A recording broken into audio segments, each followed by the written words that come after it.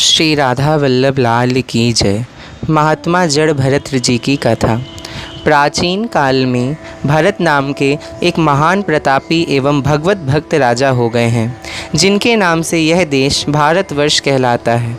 अतः अंत समय में उनकी एक मृग शावक में आसक्ति हो जाने के कारण उन्हें मृत्यु के बाद मृग का शरीर मिला और मृग का शरीर त्यागने पर वे उत्तम ब्राह्मण कुल में जड़ भरत के रूप में अवतीर्ण हुए।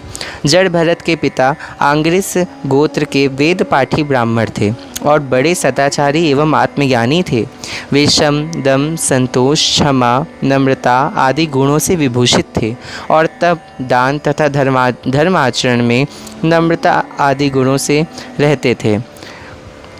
भगवान के अनुग्रह से जड़ भरत को अपने पूर्व जन्म की स्मृति बनी हुई थी, अतः वे फिर कहीं मोह जाल में ना फंस जाएं, इस भाव से बचपन से ही निसंग होकर रहने लगे। उन्होंने अपना स्वरूप जानबूझकर उन्मत्त, जड़, अंधे और बहिरे के समान बना लिया और इसी छद्मवेश में वे निर्द्वंद होकर विचरने लगे। उपनयन के योग होने पर पिता ने उनका यज्ञोपवीत संस्कार करवाया और वे उन्हें शौचाचार की शिक्षा देने लगे, परंतु वह आत्मनिष्ठ बालक जानबूझकर पिता की शिक्षा के विपरीत ही आचरण करता। ब्राह्मण ने उन्हें वेदाध्ययन कराने के विचार से पहले 4 महीनों तक व्याहृति, प्रणव और सिर के सहित त्रिपदा गायत्री का अभ्यास कराया, परंतु इतने दीर्घ काल में वे उन्हें स्वर आदि के सहित गायत्री मंत्र का उच्चारण भी ठीक तरह से नहीं करा सके। कुछ समय बाद जड़ भरत के पिता अपने पुत्रों को विद्वान देखने की आशा को मन में ही लेकर इस आसार संसार से चल बसे और इनकी माता इन्हें तथा इनकी बहन को इनकी सौतेली माँ को सौंपकर स्वयं पति का सहगमन कर पतिलोक को चली गईं।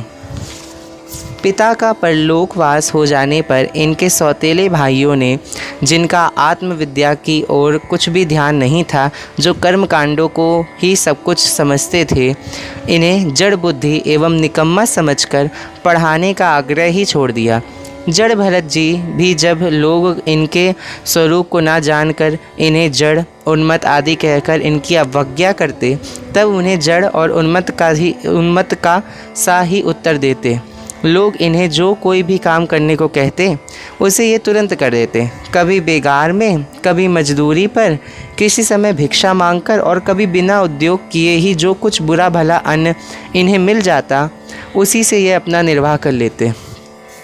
स्वाद की बुद्धि से तथा इंद्रियों की तृप्ति के लिए कभी कुछ ना खाते थे, क्योंकि उन्हें यह बोध हो गया था कि स्वयं अनुभव रूप आनंद स्वरूप आत्मा मैं ही हूँ और मान अपमान, जय पराजय आदि द्वंद्वों से उत्पन्न होने वाले सुख दुख से वे सर्वदा अतीत थे। वे सर्दी, गर्मी, वायु तथा बरसात में भी वृषभ के समान सदा नग्न रहते थे। इससे उनका शरीर पुष्ट और दृढ़ हो गया था। वे भूमि पर शयन करते, शरीर में कभी तेल आदि नहीं लगाते थे और स्नान भी नहीं करते थे, जिससे उनके शरीर पर धूल जम गई थी और उनके उस मलिन वेश के अंदर उनका ब्रह्म तेज उसी प्रकार छिप गया था जैसे हीरे पर मिट्टी जम जाने से उसका तेज प्रकट नहीं होता। वे कमरे में एक मैला सा वस्त्र लपेटे रहते और शरीर पर एक मैला सा जनेऊ डाले रहते, जिससे लोग इन्हें जाति मात्र का ब्राह्मण अथवा अधम ब्राह्मण समझकर इनका तिरस्कार करते, परंतु ये इनकी तनिक भी परवाह नहीं करते थे। इनके भाइयों ने जब देखा कि ये दूसरों के यहाँ मजदूरी करके पेट पालते हैं, तब उन्होंने लोक लज्जा से इन्हें धान के खेत में क्यारी इकसार करने के कार्य में नियुक्त कर दिया, किंतु कहाँ मिट्टी अधिक डालनी चाहिए और कहाँ कम डालनी चाहिए इसका इन्हें बिल्कुल भी ध्यान नहीं रहता था और भाइयों के दिए हुए चावल के दानों को, खल को और भूसी को, भुने हुए उड़द और बर्तन में लगी हुई अन्न की खुरचन आदि को बड़े प्रेम से खा लेते थे। एक दिन किसी लुटेरे के सरदार ने संतान की कामना से देवी भद्रकाली को नर बलि देने का संकल्प किया।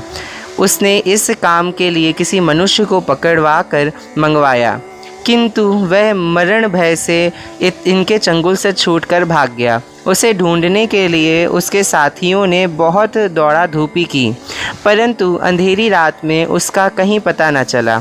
अकस्मात दैव योग से उनकी दृष्टि जड़ भरत जी पर पड़ी, जो एक टांग पर खड़े होकर हरिन, सूअर आदि जानवरों से खेत की रखवाली कर रहे थे। इन्हें देखकर वे लोग बहुत प्रसन्न हुए और यह पुरुष पशु उत्तम लक्षणों वाला है, इसे देवी की भेंट चढ़ाने से हमारे स्वामी का कार्य अवश्य सिद्ध होगा।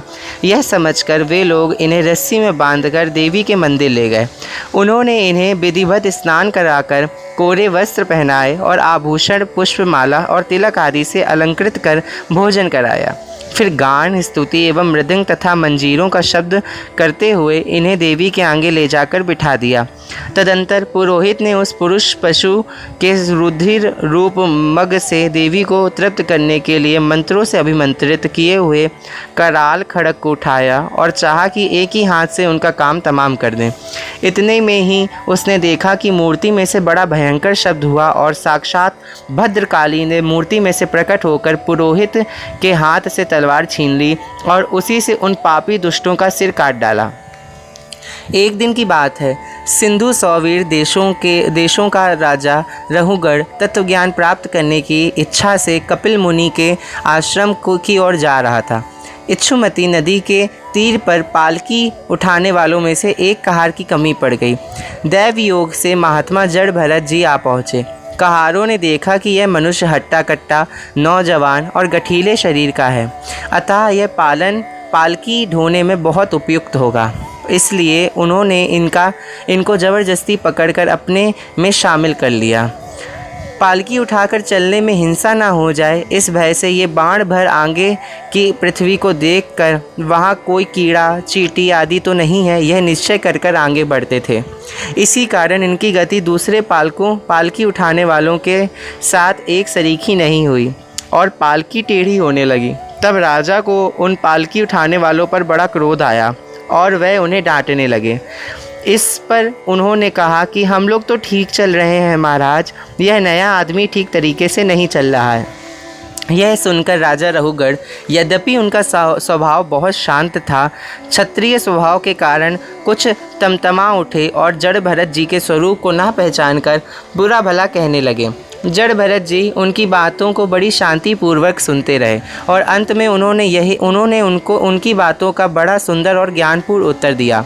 राजा रहुगढ़ भी उत्तम श्रद्धा के कारण तत्व को जानने के अधिकारी थे। जब उन्होंने इस प्रकार का सुंदर उत्तर उस पालकी ढोने वाले मनुष्य से सुना, तब उनके मन में यह निश्चय हो गया कि हो ना हो ये कोई छद्म वेशधारी महात्मा है।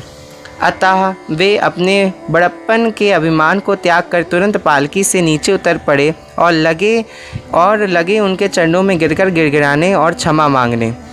तब जड़ भरत जी ने राजा को अध्यात्म तत्व का बड़ा सुंदर उपदेश दिया, जिसे सुनकर राजा कृतकृत्य हो गए और अपने आप को धन्य मानने लगे। श्री राधा वल्लभ लाल की जय।